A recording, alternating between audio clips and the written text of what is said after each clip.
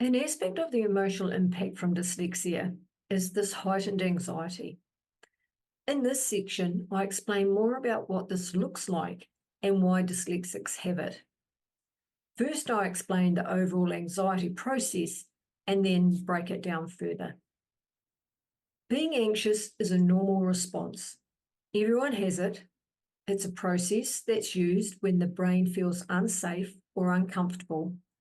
And in some instances, it's beneficial because it can get yourself out of danger. What happens for dyslexics is it happens more often early on in life in learning situations. This is how anxiety comes about for dyslexics. Anxiety sits on the feeling of being scared. The dyslexic is worried about getting it wrong or looking dumb, or that people will notice they are struggling. This is the masking. Then they worry. They worry in situations, will they know what to do? Will they know how to answer? How to keep up? And again, that they will be unmasked. This can happen in social situations, at work, conversations with the boss, having to do a project at work, etc. When they feel unsafe or struggle to complete something or are fearful of being unmasked, the anxiety can spike. When this happens, there is a chemical reaction in the brain. This is when chemicals, including cortisol, flood into your prefrontal cortex, the thinking part of the brain. When this happens, it effectively takes the brain offline, so the person is unable to show what they know or take in information until those chemicals have reduced. Using the language brain offline is how it feels, or it could be that the brain goes blank. When the brain is offline, it impacts on a person's ability to engage with the task or learning they are working on.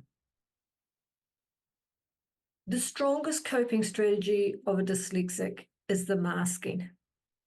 This is when they hide their dyslexic challenges like short-term memory, finding it harder to follow verbal information, or finding it hard to know what to do when the big picture isn't clear.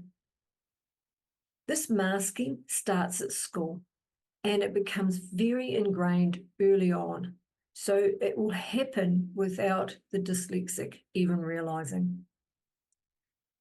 Masking strategies can include being the class clown, being very helpful, misbehaving, being angry, using humor, avoiding tasks, or overworking.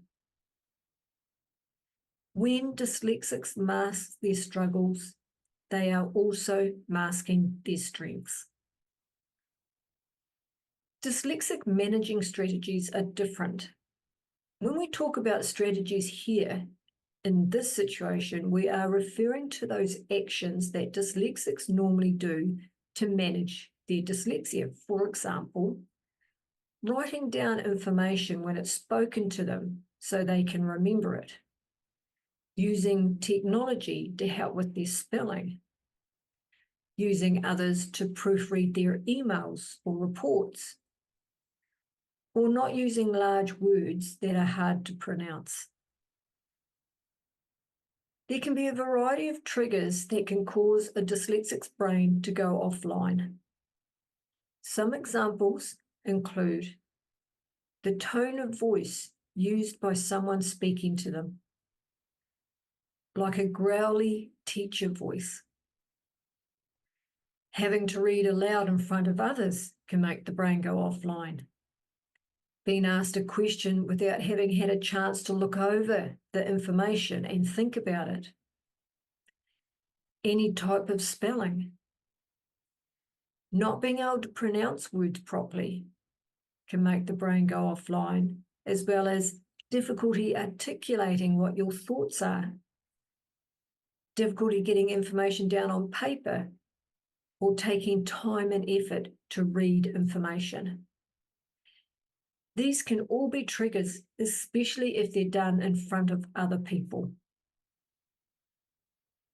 When dyslexics become aware of the triggers that takes their brain offline, they can then start to manage them. Awareness is key. It also helps to think about the energy levels that it takes for masking. When situations become more demanding, it takes more effort to mask. This then makes it harder for the dyslexics to keep up their strategies for managing their dyslexic challenges. This increases the anxiety and it becomes a cycle. Periods of transition are also situations that increase demand on a dyslexic's normal coping strategies, so that their brain could go offline more often. Examples of periods of transitions include starting a new job, starting a new role that may have increased writing or reading demands, having a new boss, having a deadline, or there could be something stressful happening outside work that makes it harder to be on task at work. This also can set up a spiral of not coping as well and dyslexic burnout.